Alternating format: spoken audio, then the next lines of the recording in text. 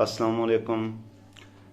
شاہد خاقان عباسی نے موجودہ اسمبلی میں اپنی آخری تقریر میں کہا ہے کہ موجودہ اسمبلی پاکستان کی تاریخ کی بدترین اسمبلی تھی۔ نون لیگ سے تعلق ہے اور اپنی پارٹی پر برس پڑے اور بشرا بی بی کے ڈائری کے تذکرے ہیں سوشل میڈیا پر ہر طرف، اور خاص طور پر سما نیوز نے یہ خبر چلائی پہلے، اور اس کے بعد جاوید چودھری نے تو اس پر ایک پورا پروگرام کر ڈالا، اور ڈائری اس طرح اس نے اپنے ہاتھ میں پکڑی ہوئی تھی کہ جیسے بشرا بی بی نے ڈائری لکھ کے اسے تحفے میں دی ہو۔ یہ اور اسی طرح کے کچھ مزید مذاق بھی ہیں جو آپ کی خدمت میں عرض کروں گا، میرے ساتھ جمع رہیے گا۔ عمران خان کی بیوی کی ڈائری کی پہلے بات کر لیتے ہیں۔ عمران خان کی بیوی کی ملاقات بھی ہوئی ہے گزشتہ روز عمران خان سے، اور جب ان کی عمران خان سے ملاقات ہو رہی تھی تو اسی دوران عمران خان کے وکیل شیر افضل خان مروت صاحب کا یہ بھی انکشاف ہوا کہ ان کے بھائی کو، ان کے برادر اللہ کو قتل کر دیا گیا ہے اغوا کرنے کے بعد، اور انہیں اٹک جیل میں اپنے موکل سے عمران خان کو ملنے نہیں دیا جا رہا۔ بعد میں یہ انکشافات بھی ہوئے کہ عمران خان کو جو فوڈ دیا جا رہا ہے، بشرا بی بی نے یہ اعتراض کیا ہے اور وکیل کو کہا ہے اس بات کو کہ مجھے شک ہے یہ کپتان کو زہر نہ دے دیں۔ ایسے میں پھر کچھ ہی دیر کے بعد گزشتہ روز یہ خبر ٹرینڈ بننا شروع ہوئی، اور اس میں جاوید چودھری نے پروگرام بنانے میں دیر نہیں لگائی۔ پہلی بات تو یہ ہے میرے دوستو کہ کسی کی پرسنل ڈائری، میں یہ بھی بتاؤں گا اس ڈائری میں لکھا کیا ہے۔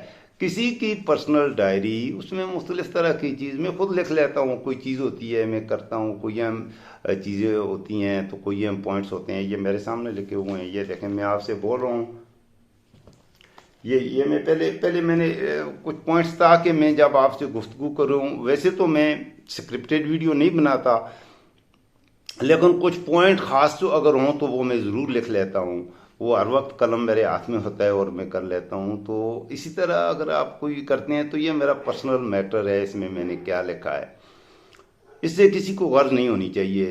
کہا یہ گیا ہے کہ عمران خان کو جب گرفتار کیا گیا اس کے بعد ایجنسیوں کی کوئی ٹیم آئی، وہ وہاں سے بشرا بی بی کی اور ان کے گھر کی کچھ چیزیں وہاں سے اٹھا کے لے گئی جس میں بشرا بی بی کی ڈائری تھی۔ اب ڈائری پر ایک اور صحافی نے ابھی انکشاف کیا ہے، آج رات کو اس وقت ٹائم نہیں تھا، میں ورنہ اسی وقت ویڈیو بنا دیتا۔ انکشاف یہ کیا ہے کہ ڈائری پر لکھا ہوا ہے کہ جادو ٹونے لکھے ہوئے ہیں، اور جادو ٹونا کیا لکھا ہوا ہے یہ بھی میں دیکھوں۔ وہ ایک انتہائی مذہبی خاتون ہے، ڈائری میں اس نے یہ لکھا ہے کہ اگر مشکل وقت آن پڑے تو آپ سورہ کاف اور سورہ صاف پڑھیں اور وہ دم کر کے اپنے اوپر پھونک لیں تو اس سے آپ کو مصیبت سے نجات مل جاتی ہے۔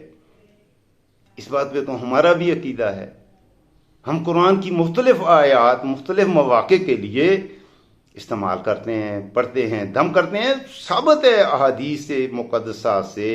ایک دفعہ حضرت علی رضی اللہ عنہ کچھ بیمار پڑ گئے، نہیں ایک اور صحابی بیمار پڑ گئے تو نبی صلی اللہ علیہ وسلم نے حضرت علی رضی اللہ عنہ کو بھیجا کہ وہ نماز کو نہیں آ رہے، جا کے دیکھو کیوں نہیں آ رہے۔ واپس آئے، عرض کیا جی ان کی طبیعت بہت شدید بخار ہے اور وہ تو اٹھنے کے قابل نہیں ہیں، بے ہوشی کی حالت میں ہیں۔ تو نبی صلی اللہ علیہ وسلم نے حضرت علی رضی اللہ عنہ کو کہا کہ جاؤ اور ان پر سورہ فاتحہ دم کرو۔ حضرت علی رضی اللہ عنہ دوبارہ گئے، سورہ فاتحہ دم کی۔ زور کی نماز میں وہ صاحب بھی پہلی صف میں کھڑے تھے، تو نبی صلی اللہ علیہ وسلم نے پوچھا ہاں بھائی کیسے ہیں مزاج آپ کے، کیسی ہے طبیعت؟ تو انہوں نے کہا جی پہلے میری فجر کے وقت میں اس لیے نہیں آیا کہ مجھے ہوش ہی نہیں تھا، مجھے پتہ بھی نہیں چلا، مجھے اس قدر بخار تھا، لیکن علی رضی اللہ عنہ نے مجھ پر سورہ فاتحہ دم کی ہے، اس کے بعد الحمدللہ میں بالکل ٹھیک ہوں تو نماز کو آ گیا ہوں۔ تو یہ تو سنت طریقہ ہے قرآن کے ذریعے سے دم کرنا، اور قرآن کی مقدس آیات کو آپ اگر پڑھیں گے تو اس میں تو اس نے یہ لکھا ہوا ہے ڈائری میں، اور انہوں نے آگے سے آ کے وہ انکشافات کیے ہیں جاوید چودھری نے، اس نے بتایا نہیں کہ اس میں لکھا کیا گیا ہے۔ اور پہلی بات تو یہ ہے کہ ڈائری کا ان تک پہنچنا، کسی نیوز چینل کا کسی کی پرسنل ڈائری کے حوالے سے خبریں چلانا ہی اتنی گھٹیا اور غلیظ بات ہے کہ اس پر میں کیا تبصرہ کروں۔ آپ خود اندازہ لگا لیں کہ ہم سیاست کو ایک طرف رکھیں، اخلاقی طور پر ہم پستی کے کس گڑھے تک پہنچ چکے ہیں۔ اس ڈائری کی اس خبر کا ٹرینڈ بننا، جہاں تک میری رائے ہے، بشرا بی بی ایک بہت ہی اچھی خاتون ہے، میرے خیال اس کے بارے میں ہم اسے جانتے نہیں، نہ وہ کبھی میڈیا پہ آئی ہے، باقی ظاہر ہے اس کا شور ہے، سیاسی حوالے سے بھی اگر وہ کہتے ہیں مشورے دیتی ہے تو ٹھیک ہے نا، بیوی کا کام ہے اپنے شور کو مشورے دینا۔ اگر اس نے سیاسی حوالے سے مشورہ دیا ہے، القادر ٹرسٹ یونیورسٹی کے حوالے سے مشورہ دیا ہے، تو بالکل بیوی کا کام ہے، اس کا شوہر پرائم منسٹر ہے تو وہ کوئی غلط کام کرے اسے روکے، اور اچھا کام کرے تو اس کے لیے وہ معاون بنے، اس کے ساتھ چلے، اس میں برائی کیا ہے؟ تو ہر اس کام کو جس کا نام بھی نہیں لینا چاہیے، جو کوئی ایشو نہیں، جو کوئی موضوع نہیں، اس کو ہمارا میڈیا چٹکلے لگانے کے لیے اور عمران خان اور اس کی بیوی کی شخصیت کو پر الزامات کے لیے استعمال کر رہا ہے۔ یہ گھٹیا پن کی، اس لیے میں کہتا ہوں انتہا ہے اخلاقیات کے گرنے کی۔ ویسے اس اسمبلی میں جو شہید خاقان عباسی نے کہا اس اسمبلی کو پاکستان کی تاریخ کی بدترین اسمبلی کہا، تو میں حیران رہ گیا کہ یہ تو نون لیگ کا آدمی ہے، اور اس اسمبلی میں تو آدھا عرصہ عمران نے لیڈ کیا ہے اس اسمبلی کو، اور آدھا عرصہ تقریباً آخری 1.5-2 سال انہوں نے لیڈ کیا ہے، پی ڈی ایم نے اور شہباز شریف نے، ان کی تو پارٹی تھی جو رول کر رہی تھی۔ تو وہ کیسے کہہ رہا ہے شہید خاقان عباسی تاریخ کی اسے بدترین اسمبلی؟ وہ تو اسے تاریخ کی سب سے اچھی اسمبلی کا کہے، کیونکہ شہباز کھاتا ہے، لگاتا ہے، شہباز تو بڑے کام کرتا ہے، شہباز تو بہت کام کا آدمی ہے۔ تو پھر میں نے سوچا کیوں کہا، تو میرے ذہن میں جو بات آئی ہے، واقعی یہ بات اس نے کہی سچ ہے شہید خاقان عباسی نے۔ میں نے بھی اپنی زندگی کی کافی ساری آدھی صدی سے اوپر، بلکہ آدھی صدی سے کافی ساری اوپر ہو گئی ہے میری ایج بھی، بڑی بڑی اسمبلیاں دیکھی ہیں۔ ذوالفقار علی بھٹو کے بعد ہر دور ہم نے دیکھا ہے، ہر وزیر اعظم بھی دیکھا ہے، اور مارشل لا بھی دیکھے ہیں۔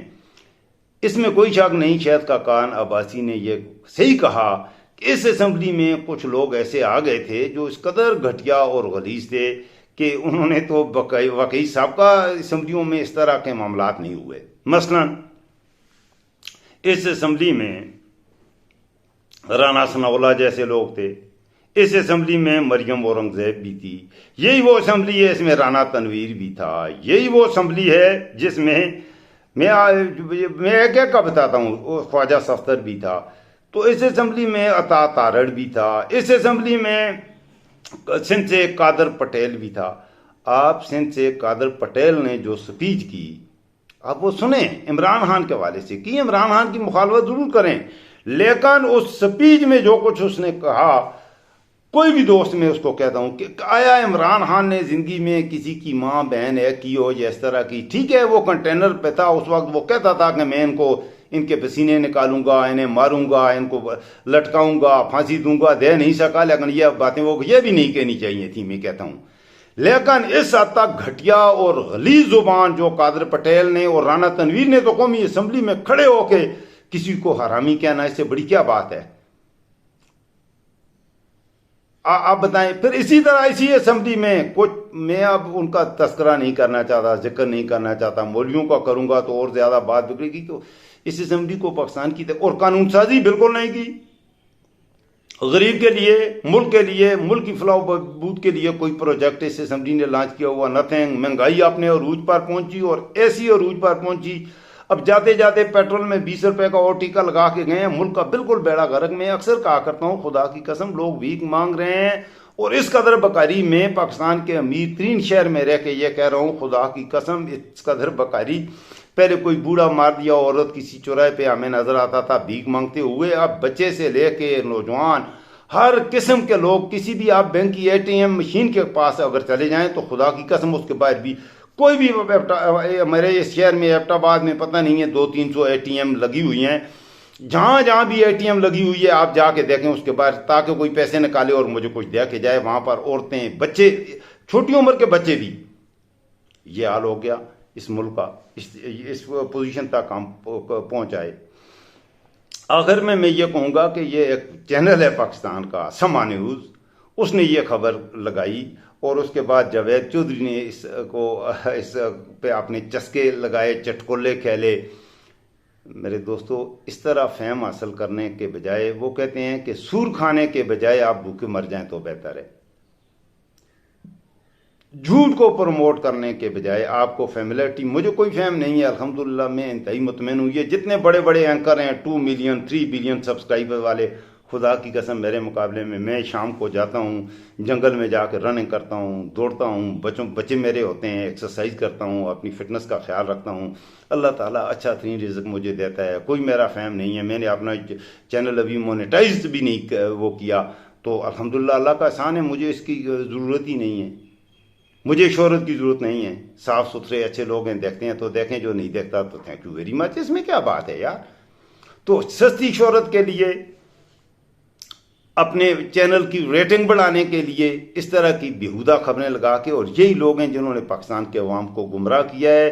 جائے کہ حالانکہ یہ میڈیا جو ہوتا ہے، یہ جرنلزم جو ہے، یہ تو اپنے ملک کے عوام کی فکری نشو نما کرتی ہے.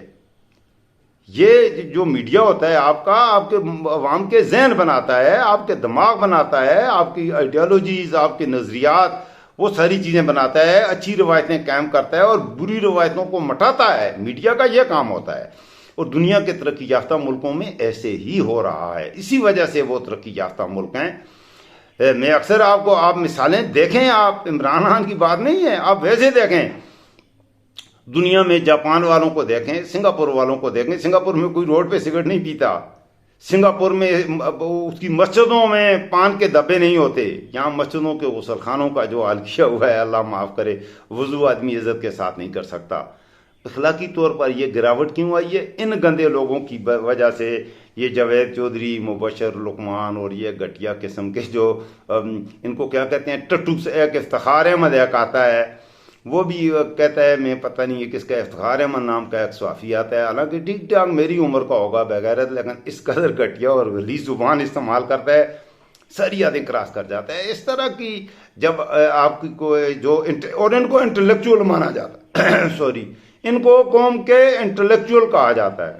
جب آپ کے انٹلیکچوئل، میرے دوستو، ایسے لوگوں کو آپ اگر ایسے گھٹیا گرے ہوئے لوگوں کو آپ اپنے انٹلیکچوئل بنائیں گے، تو پھر یہ قوم ایسی انٹلیکچوئل قوم بنے گی سوری، اس قوم میں پھر گالی گلوچ بکواسات کرنے والے انٹلیکچوئل پیدا ہوں گے، میٹرک پاس وزیر اعظم اور وزیر بنیں گے، اور پی ایچ ڈی اسکالر جو ہیں ان کے آگے نوکریاں کریں گے. پھر یہ قوم اسی طرح سے ترقی کرے گی. اپنی سوچ بدلیے اور پاکستان کے بارے میں سوچیے. میں پاکستان کے عام آدمی سے مخاطب ہوں کہ یہ تمام تر جو نظام کی غلطیاں ہیں، اس کے ہم سارے ذمہ دار ہیں. میں ذمہ دار ہوں. پہلی بات ہے، as a being a teacher, میں ایک ٹیچر ہوں، میں ذمہ دار ہوں. مجھے اعتراف کرنا چاہیے، مجھے اپنے رب سے معافی مانگنی چاہیے. میں نے اپنی طرف سے کوشش کی ہے ہمیشہ زندگی میں کہ میں سچ کہوں اور سچ پڑھاؤں، سچ کا بول بالا کروں، علم پھیلاؤں، اچھا کر کے کروں اپنا کام. لیکن میں گناہ گار ہوں. اگر کوئی جج، میں ایک ٹیچر ہوں، اگر کوئی جج کرپٹ ہے میں ذمہ دار ہوں. اگر کوئی ڈاکٹر کرپٹ ہے میں ذمہ دار ہوں. پولیٹیشین کرپٹ ہے میں ذمہ دار ہوں. ہر آدمی یہ سوچے میں ذمہ دار ہوں، اور اپنی ذمہ داری کے بعد یہ سوچ کے اس کے بعد اپنی کوتاہیوں سے توبہ کر کے صحیح راستے پہ چل جائے تو یہی ایک راستہ. اگر کوئی باقی ہے تو باقی ہے، ورنہ پاکستان کا اللہ حافظ. اپنا خاص خیال رکھیے گا. اللہ پاکستان کا محافظ ہو، اللہ آپ کا محافظ ہو، اللہ ہی ہمارے نگہبان ہو. میں تو اسی طرح کا آدمی ہوں، صرف ایک اللہ پہ یقین کرتا ہوں، اور اللہ ہی سے ہوگا. غیر اللہ سے تو ویسے بھی کچھ نہیں ہوتا، اللہ سے ہی ہوتا ہے. اور باقی انہوں نے اس ملک کو اس مقام پر پہنچا دیا ہے کہ اب کسی انسان کے بچے کے بس کی یہ کام بس میں ہے بھی نہیں ہے اس کھڈے سے اس کو نکالنا. السلام علیکم ورحمۃ اللہ وبرکاتہ.